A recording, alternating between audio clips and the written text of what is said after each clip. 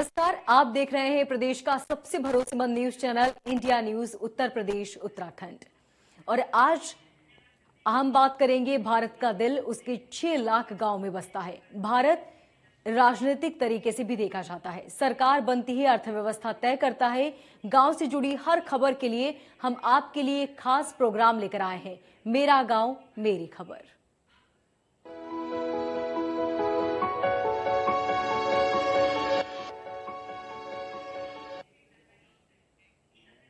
वाराणसी में एबीवीपी छात्र इकाई को करारी हार मिली है। दरअसल महात्मा गांधी काशी विद्यापीठ में हुई छात्र संघ चुनाव में अपनी दबदबा बनाए हुए एबीवीपी को आज उस समय करारी हार का सामना करना पड़ा जब 4 मुख्य पदों पर उनकी एक भी प्रत्याशी को जीत नहीं मिली।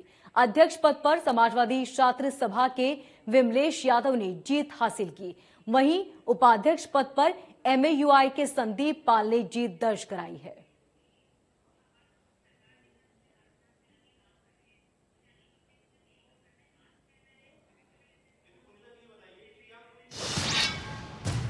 यूपी सरकार किसानों की आय दोगुनी करने की कोशिश में लगी है। किसानों को समय पर उसकी फसल का दाम मिल सके, इसके लिए भी सरकार पारदर्शी नीति बना रही है।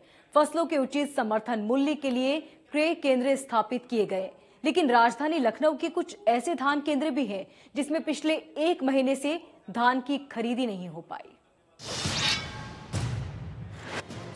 सरकार की योजना पर पलीता, लापरवाही की भेंट चढ़ा धान क्रय केंद्र, खुले में पड़ा सूख रहा धान, नहीं हो रही धान की खरीदी। यूपी सरकार किसानों की आय दोगुनी करने की कोशिश में लगी है। किसानों को समय पर उसकी फसल का दाम मिल सके, इसके लिए सरकार पारदर्शी नीति बना रही है। फसलों के उचित समर्थन मूल्य के लिए क्रय केंद्र स्थापित किए गए हैं, लेकिन राजधानी लखनऊ के कुछ ऐसे धान क्रय केंद्र हैं जिनमें पिछले 1 महीने से धान की खरीदी नहीं हो रही है। केंद्रों पर काफी समय से किसान का धान खुले में पड़ा हुआ है। केंद्र के अधिकारी धान नहीं खरीद पा रहे हैं। वजह आप जानेंगे तो हैरान रह जाएंगे। केंद्र सरकार को सर्वर से कनेक्ट करने के लिए इंटरनेट और डोंगल यहाँ नहीं चल रहा है, यानी कि 1 उंगली के बराबर के इंटरनेट डोंगल के काम न करने से किसानों के साल भर की मेहनत खुले आसमान के नीचे बर्बाद हो रही है। 28 फरवरी धान क्रय केंद्रों के लिए डेडलाइन बनाई गई है, मतलब 28 फरवरी तक किसान अपना धान इन धान क्रय केंद्रों पर तौला सकते हैं। लेकिन हकीकत क्या है, ये जानने के लिए इंडिया न्यूज आज राजधानी लखनऊ का ये समेसी साधन सहकारी समिति है, यहाँ पर आपको हम तस्वीरें दिखाना चाहेंगे। पीछे देख सकते हैं कि किस कदर यहाँ पर जो किसानों का तमाम वो धान लगा हुआ है, खुले में लगा हुआ है, लेकिन इनकी तौलाई नहीं हो रही है। पीछे तक दिखाना चाहेंगे, काफी ज्यादा तादाद में यहाँ पर धान खुले में लगा हुआ है। कई किसानों का यहाँ पर धान लगा हुआ है। यहाँ पर कुछ जो किसान बैठे हुए हैं उन्हीं से जानते हैं कि आखिर क्या कारण है, किस वजह से उनका धान अभी तक यहाँ पर जो तौलाई है वो नहीं हुई है। क्या नाम है आपका? अमृतलाल जी, यहाँ पर आप धान की तौलाई कराने के लिए आए थे? हाँ। कब से लगा धान यहाँ? 20 दिन से लगा हुआ। कितना धान है? 25। क्या हुआ, क्यों तौलाई नहीं हो रही है? पोर्टल नहीं खुल रहा। पोर्टल 25 दिन से नहीं खुल रहा है। 1 महीना। तो आपके डेडलाइन तो 28 तारीख है, तो आपको क्या लगता है कि अरे भाई तौला जी, पोर्टल खुल जाए, तौला जी नहीं तो क्या करेंगे फिर आप? उठा नहीं सारा, फिर बाहर बेचना पड़ेगा आपको पौने दामों का। मजबूरी। बाहर कितने में खरीदा जा रहा है? 15 रुपए में खरीदा जा रहा है। बिल्कुल, क्या देख रहे हैं, किसान की मजबूरी साफ तौर पर दिखाई दे रही है। यहाँ के जो कर्मी है उनसे बात करते हैं। रामचंद्र जी बताइए, कब से पोर्टल बंद है? सर 1 महीना हो गया। 1 महीने से बंद है। तो ऐसे में कितने किसानों का धान बाहर लगा है? 8 किसानों का। कितना होगा लगभग धान? क्या बताया जा रहा, पोर्टल कब तक खुलेगा? कब तक? और डेडलाइन क्या है, आखिरी डेट क्या है? 28 फरवरी। मतलब तो क्या लगता है 2-3 दिन में आपका ये हो जाएगा? देखो यहाँ पे क्या जो विधायक है क्षेत्रीय, उनका भी धान है क्या यहाँ पे लगा हुआ? मतलब रजिस्टर्ड टोकन है, तो उनकी भी तौलाई नहीं हो रही। वहीं धान की खरीद न होने पर मोहनलालगंज से सपा विधायक अमरीश सिंह पुष्कर सरकार पर गंभीर आरोप लगा दिए हैं। धान खरीद की बात है तो हमारी विधानसभा की, मैं अपनी विधानसभा की बात करता हूं तो मेरी विधानसभा में धान की खरीद में जबरदस्त धांधलीबाजी हुई है। ज्यादातर जो पात्र किसान थे उनके धान नहीं खरीदे गए। धान खरीदे गए तो केवल बिचौलियों के माध्यम से बड़े बड़े व्यापारियों के धान खरीदे गए। वहीं इस पूरे मामले पर अधिकारियों का कहना है कि लगातार धान क्रय केंद्रों का निरीक्षण किया जा रहा है। इस तरह की समस्याओं को जल्द दूर किया जा रहा है। तहसील मोहनलालगंज में कई धान क्रय केंद्र हैं और कुछ खरीद भी चल रही है। कई जगहों पर चेक किया गया है तो कुछ प्रॉब्लम पाई, उनको निर्देशित किया गया इसको तत्काल सही कराएं। बाकी निगरान मात्र पे धान की खरीद चल रही है इस समय। अब ऐसे में सरकार जहां किसानों की आय दोगुनी करने के लिए 2022 तक का लक्ष्य चुना है, तो वहीं इस तरह की व्यवस्थाओं से किसानों की आय कितनी दोगुनी हो जाएगी ये तो वक्त बताएगा। हाँ, मौके पर स्थितियां ये हैं कि धान आपके सामने लगा है। कई बार हम एडीएम जो ये केंद्र देख रहे हैं उनसे भी बात हुई, हाँ प्रभारी से, बोले यहाँ के किसानों की समस्या निदान नहीं हुआ। कब से तौलाई नहीं हुई इस केंद्र? यहाँ कम से कम 1-1.25 महीना हो गया ये केंद्र बंद हुए और यहाँ तो बहुत धान किसानों का जब यहाँ धान सड़ रहा है तो क्या करें किसान? वो खराब जो नुकसान होता है कौन झेलेगा? किसान ही झेलेगा। किसान झेला है। जिसकी 40 बोरी थी उसमें अगर 10 बोरी 5 बोरी नीचे का धान खराब हो गया तो वो किसान ने तो बर्दाश्त करेगा। अब ऐसे में इन तस्वीरों से साफ देख सकते हैं कि किसान आज भी अपने धान खरीद के लिए किस कदर दर दर भटकने को मजबूर है। मजबूरी में वो बिचौलियों को अपना धान औने पौने दाम पर बेचने के लिए मजबूर दिखाई दे रहा है, लाचार दिखाई दे रहा। अब ऐसे में बड़ा सवाल उठता है कि सरकार जिस कदर किसानों के लिए बड़े बड़े दावे कर रही थी, ऐसे में वो दावे किस कदर खोखले साबित होते नजर आ रहे हैं। लखनऊ से इंडिया न्यूज़। अगर जीवन में कुछ कर गुजरने की इच्छा हो तो कोई भी काम नामुमकिन नहीं हो सकता। कानपुर देहात के विकास खंड के हिलौठी गांव में भी चंद्रभूषण ने आज वो कर दिखाया जिसका आज हर कोई कायल है।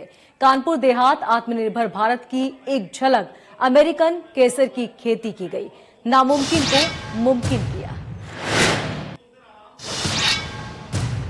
अगर आपको आत्मनिर्भर भारत की झलक देखनी है तो देश के गांव का रुख कर लीजिए, जहां किसान कुछ नया करने के लिए हमेशा तैयार हैं। कुछ ऐसा ही काम किया है कानपुर देहात के सरवनखेड़ा विकास खंड के हिठौली के रहने वाले चंद्रभूषण ने। प्रधानमंत्री की मन की बात से प्रेरणा लेते हुए आत्मनिर्भर भारत का सपना पूरा करके दिखाया है। कुछ अलग करके समाज और किसानों के लिए आज चंद्रभूषण नजीर बनकर सामने आए हैं। चंद्रभूषण ने परंपरागत खेती से हटकर 1 बीघे में अमेरिकन केसर की फसल तैयार की है। चंद्रभूषण ने अमेरिकन केसर की खेती पीएम मोदी के मन की बात से प्रभावित होकर सोशल मीडिया की मदद से शुरू की। पहले चंद्रभूषण ने केसर की खेती करने के तरीके सीखे, बाद में कश्मीर से ऑनलाइन बीज मंगाकर इसकी बुआई की और आज उनके खेत में अमेरिकन केसर की फसल लहलहा रही है। सर, ये मुझे लगा कि परंपरागत खेती जो हम लोग कर रहे थे बुजुर्गियत, उससे लगा कि कुछ हट करके किया जाए और उसको करने के लिए यूट्यूब पे थोड़ा सा सर्च किया और मुझे ये दिखाई दिया कि केसर की खेती यहाँ पर उत्तर भारत में हो सकती है और उसी हिसाब से मैंने जो है उसको एड्रेस वगैरह ढूंढ करके एक कोरियर व्यवस्था से बीज वगैरह मंगाया और इसकी एक अच्छे से जुताई करा करके खेत की और इसकी जो है बीजों को 1-1 फुट पर मैंने बुआई कराई और लगभग ये 3 महीने पूरे हो चुके हैं और 5.5 महीने की फसल है और अनुमान है कि इससे एक अच्छी आय हो सकती है जो हमारे धान गेहूं से कई गुना ज्यादा बेहतर है। हिठौली गांव के चंद्रभूषण की अनोखी पहल लोगों के बीच चर्चा का विषय बनी हुई है। दूर से किसान चंद्रभूषण की फसल देखने आ रहे हैं। उनके कई सवाल भी हैं जिनका चंद्रभूषण बड़ी ही सादगी से उत्तर देते हैं। यहाँ जो है कानपुर देहात में पहली बार खेती की गई केसर की जो है और यूट्यूब के माध्यम से जो है खेती जो है जानकारी करके जो है की जा रही है। इसकी जो है यूट्यूब के माध्यम से पता लगता है कि इसकी 7-8 लाख की जो है। वहीं जिले के अधिकारियों का कहना है कि केसर की खेती का यह पहला मामला है। किसानों ने परंपरागत खेती से हटकर कुछ अलग करने का प्रयास किया है। इससे उनकी आमदनी बढ़ेगी और अन्य किसानों को प्रेरणा भी मिलेगी। गांव में चंद्रभूषण एक किसान हैं जिन्होंने बहुत ही सुंदर उदाहरण प्रस्तुत किया है आत्मनिर्भर भारत का उनसे बातचीत करने पे पता चला कि माननीय प्रधानमंत्री जी के मन की बात से प्रेरणा लेके और YouTube के माध्यम से सीख के उन्होंने केसर की खेती शुरू की है और बहुत बढ़िया इस समय केसर की वो फसल उगा रहे हैं। केसर आप जैसे जानते हैं एक बहुत हाई यील्डिंग क्रॉप है, कमर्शियल क्रॉप है और इससे उनके आय में भी बढ़ोतरी होगी। और जब माननीय प्रधानमंत्री जी का और हमारे आदरणीय मुख्यमंत्री जी का एक सपना है कि हर किसान की आय दुगनी हो, इसमें भी वो मदद मिलेगी। वो एक प्रेरणा स्रोत भी बनेंगे अपने गाँव के और पूरे जनपद के सभी किसानों के लिए। चंद्रभूषण की ये कोशिश काबिले तारीफ है। आत्मनिर्भर भारत की दिशा में उनका एक छोटा सा कदम आने वाले वक्त में किसानों को नई सीख और नई सोच देगा। इंडिया न्यूज के लिए कानपुर देहात से विवेक द्विवेदी। सिद्धार्थनगर जिले में गुरुवार को उस समय हड़कंप मच गया जब एक बीजेपी नेता दिलीप चौरसिया के रहस्यमय परिस्थितियों में गायब होने की जानकारी मिली। जिले के बासी कोतवाली क्षेत्र के बेलगड़ा के पास एक मोटरसाइकिल लावारिस हालत में मिली, जिसकी जानकारी लोगों ने पुलिस को दी। छानबीन शुरू होने के बाद पता चला कि ये मोटरसाइकिल भतीजा बापुर गांव के एक ग्राम प्रधान की है। बाइक को बीजेपी के मंडल कार्यकर्ता राम जन्मभूमि निर्माण निधि का चंदा लेकर तितौली में देने जा रहे थे। बीजेपी नेता के गायब होने की जानकारी होने पर पुलिस के हाथ पांव फूल गए। आनंद फानन में मौके पर जिले के पुलिस अधीक्षक राम अभिलाष त्रिपाठी और आईजी भी पहुंचे। बीजेपी के स्थानीय नेता किसी अनहोनी का अंदेशा जता रहे हैं। मौके पर लापता हुए बीजेपी नेता का पर्स, बेल्ट और मोबाइल बरामद हुआ। जिले के पुलिस अधीक्षक भी बीजेपी नेता के गायब होने की पुष्टि कर रहे हैं।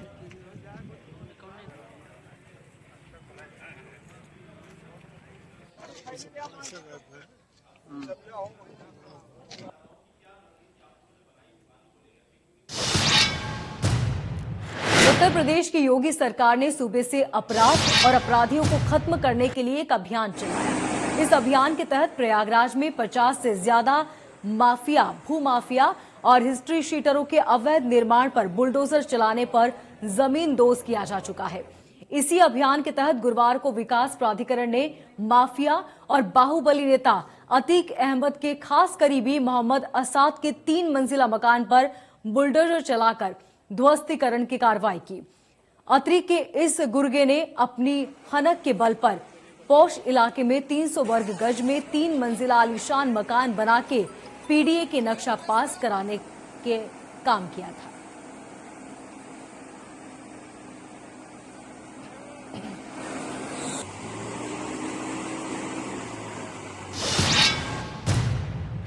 मिर्जापुर में 3 जनपदों के मंडलीय समाजवादी कार्यकर्ता प्रशिक्षण शिविर की शुरुआत शहर के सबरी इलाके स्थित साई गार्डन में हो गया।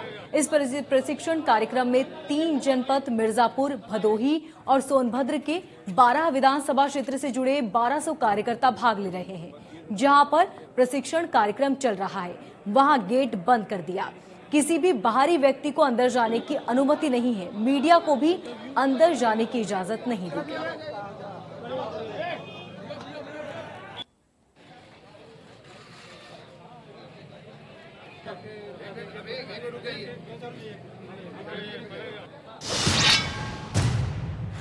गाजियाबाद के इंदिरापुरम इलाके में रहने वाली 7 साल की अभिजीता गुप्ता सबसे छोटी उम्र की लेखक बन गई है।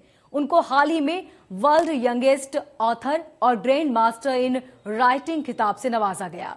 इस पब्लिशर ने उनकी किताब को पब्लिश किया जो कोरोना वायरस पर लिखी गई है। इससे पहले भी उन्होंने एक किताब लिखी थी जो इतनी पॉपुलर हुई कि उस किताब की 10,000 पंक्तियों की रॉयल्टी का हिस्सा भी बन चुकी है। अभिजीता गुप्ता ने बताया कि एक कार्टून देखने के बाद उन्हें इस किताब लिखने की प्रेरणा मिली।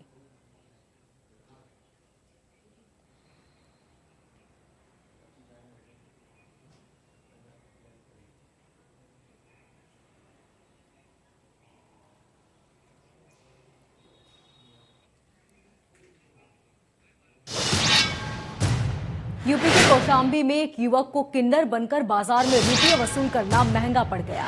जानकारी होने पर किन्नरों ने उसे दौड़ाकर खेतों में पकड़ा। इसके बाद निर्वस्त्र कर बेरहमी से लात धूसों से जमकर पिटाई की। सारे बाजार में मुख्यालय में निर्वस्त्र हालत में युवक को किन्नरों के हाथों पीटता देख पहले तो लोग कुछ समझ नहीं पाए, लेकिन जब किन्नरों ने लोगों को बताया कि ये युवक किन्नर बनकर रुपये वसूल कर रहा है तो वहां पर लोगों की भीड़ जम गई।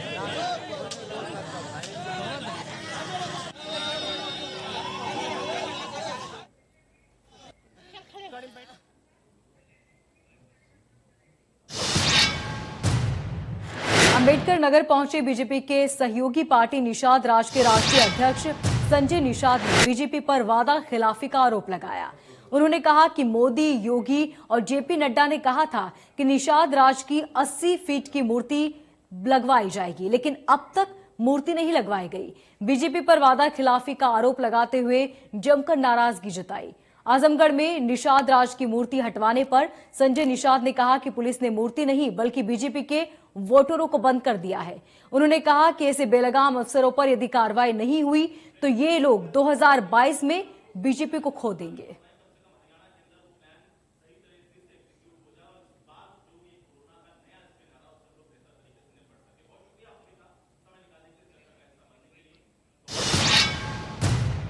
कानपुर महानगर में समाजवादी पार्टी के नगर अध्यक्ष डॉक्टर इमरान के नेतृत्व में घंटाघर स्थित भारत माता प्रतिमा पर महंगाई के खिलाफ प्रदर्शन किया गया।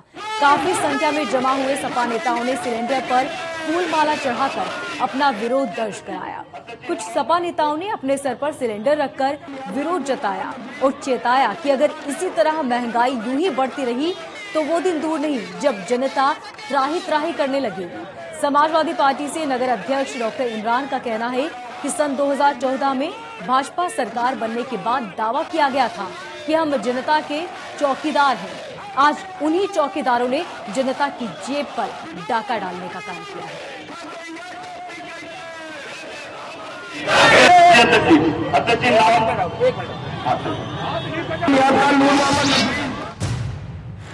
बांदा में गुरुवार को घरेलू कलह के चलते एक विवाहिता ने केन नदी में पूल में छलांग लगा दी।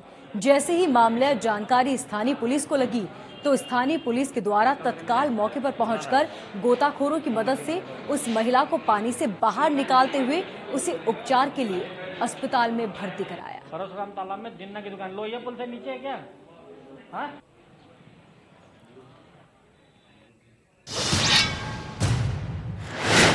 यूपी के बलरामपुर में शादी अनुदान योजना में हुए फर्जीवाड़े के मामले बड़े अधिकारी अपने माथ हथों पर कार्रवाई कर अपनी गर्दन बचाते नजर आ रहे हैं। जांच के नाम पर मामले को लंबित कर लीपापोती का प्रयास किया जा रहा है।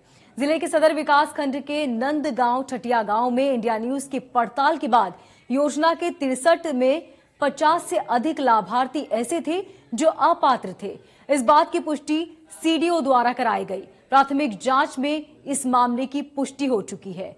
मामले के खुलासे के बाद अधिकारियों ने आनन फानन में अपने बचाव के लिए अपात्रों के खाते से रिकवरी भी हटा दी।